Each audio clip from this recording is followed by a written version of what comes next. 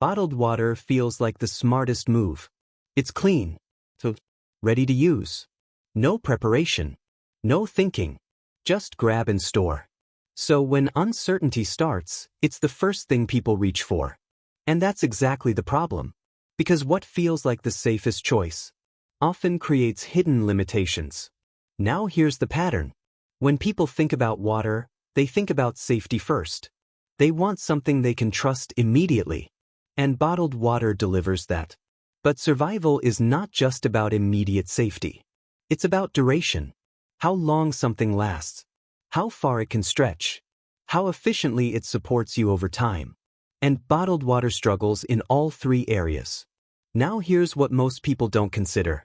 Volume. Water takes space. A lot of it. And bottled water is one of the least space-efficient ways to store it. You need large quantities just to cover a few days. That fills rooms quickly. Now multiply that over time, and it becomes unsustainable. Now here's the second issue. Water is heavy. Transporting bottled water is difficult. Moving it in large amounts becomes a physical limitation. So once it's stored, it tends to stay in one place. That reduces flexibility. Now here's the deeper problem. Bottled water is a finite solution. Once it's gone, it's gone. There's no extension, no regeneration, no way to increase supply from it. And that's where the real weakness shows up. Because in unstable situations, the goal is not just to have water. It's to maintain access to water. Now here's the mistake people make. They prepare for short-term comfort, not long-term stability. Bottled water supports comfort early on, but it doesn't scale. Now understand this. The first choice people make under pressure is usually the most obvious one, not the most effective one. And bottled water is the most obvious choice. That's why it disappears first. That's why shelves empty so fast. Not because it's the best solution, but because it's the easiest to understand. Now here's the shift.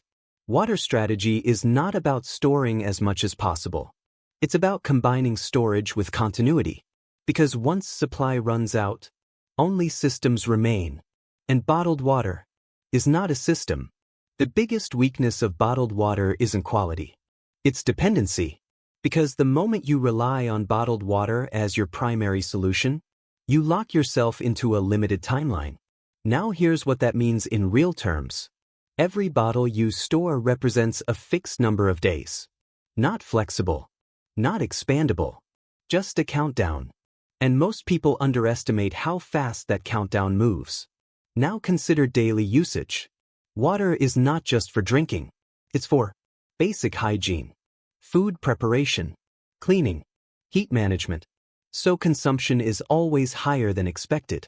Even when people try to conserve, they still use more than they planned. And that's where the problem begins. Because bottled water doesn't adjust to increased demand. It only decreases. Now here's the second issue. Psychology. When people see a large number of bottles, they feel secure. It looks like abundance. But that visual abundance hides a limitation.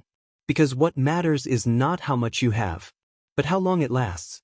Now imagine this. You have enough bottled water for several days. Everything feels under control. But as time passes, supply drops. And there's no way to replace it. Now pressure builds. Because once you reach a certain point, every use becomes a decision. Should you drink more? Should you save it? Should you limit other needs? Now water becomes a constraint, not a resource. Now here's the deeper insight. Bottled water creates a closed system. You start with a fixed amount, and every action reduces it. There is no input, only output. Now compare that to a system with renewal. Even small renewal changes everything, because it removes the countdown. Now here's why people still rely on bottled water first. Because it's simple. No learning curve. No setup. No uncertainty. But simplicity at the beginning creates complexity later. Now here's where regret appears. When people realize they prepared for storage, but not for continuation. And once that realization hits, they're already in the countdown, with no way to extend it. The second problem with bottled water is efficiency. Not in quality, but in how much it gives you for the space it takes. Because space is one of the most limited resources during any disruption. And bottled water uses a lot of it. Now think about storage realistically. A single case of bottled water doesn't last long. It looks like a lot. But when you calculate daily usage, it disappears quickly. So to extend your supply, you need more cases. And more cases mean more space. Rooms fill up. Storage areas get crowded. Movement becomes harder. And that creates a new problem. Because when storage becomes cluttered, using what you have becomes less efficient. Now here's the deeper issue. Bottled water is packaged for convenience, not for storage optimization. Each bottle has plastic thickness, air gaps between containers, packaging materials. All of that reduces efficiency. You're not just storing water. You're storing everything around it.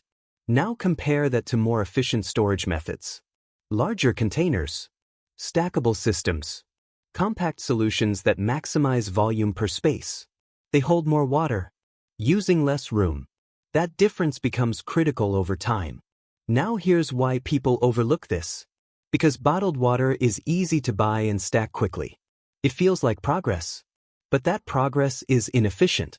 Now here's another layer. Mobility. If you ever need to move your supply, bottled water becomes a limitation.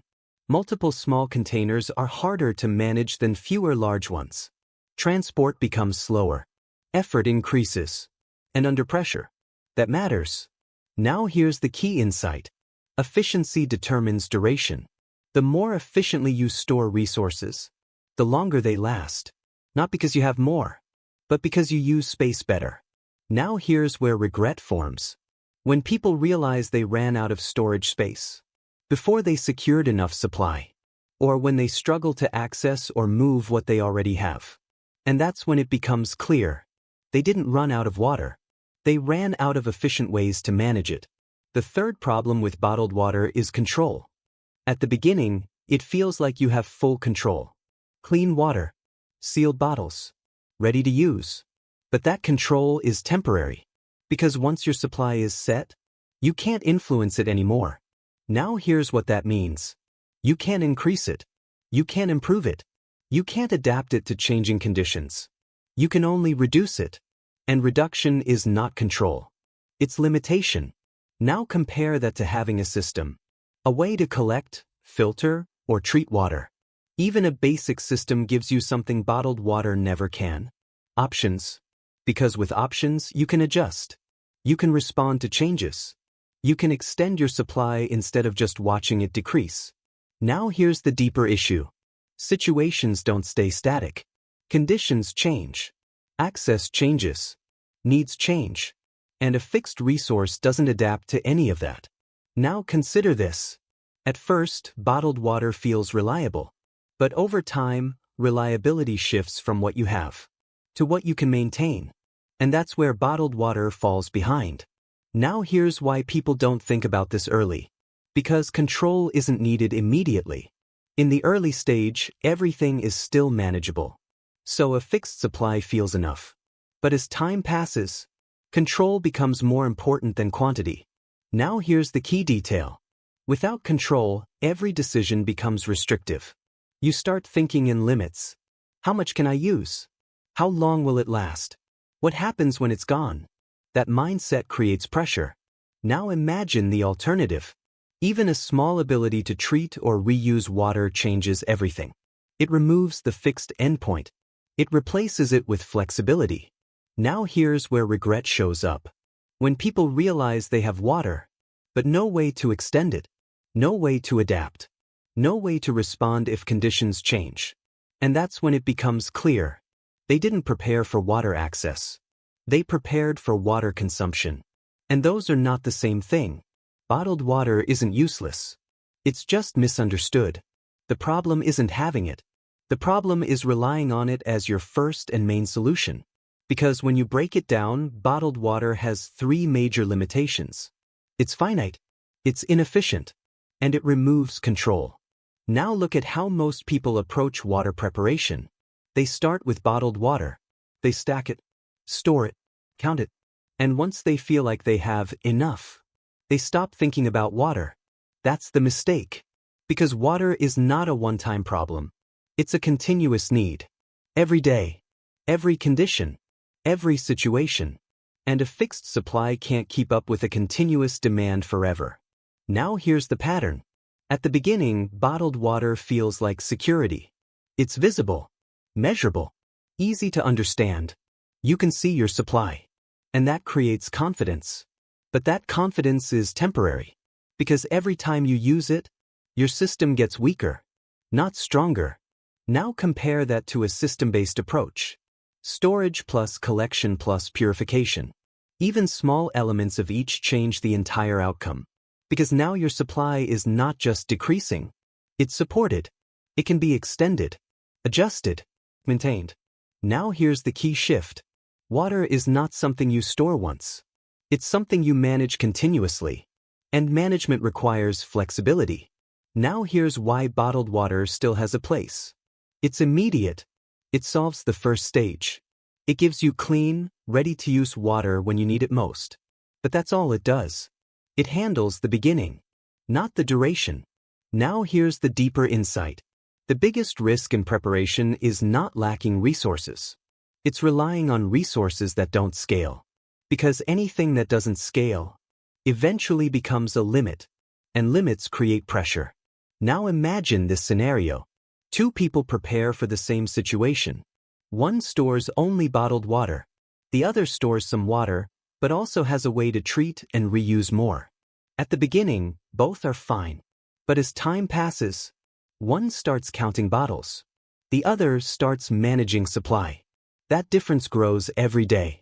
Because one is operating on a countdown, and the other is operating on a system. Now here's the final understanding. Bottled water is not the wrong choice. It's just the incomplete one. It should never be the starting point and the ending point at the same time. Because once it runs out, you don't just lose water, you lose options.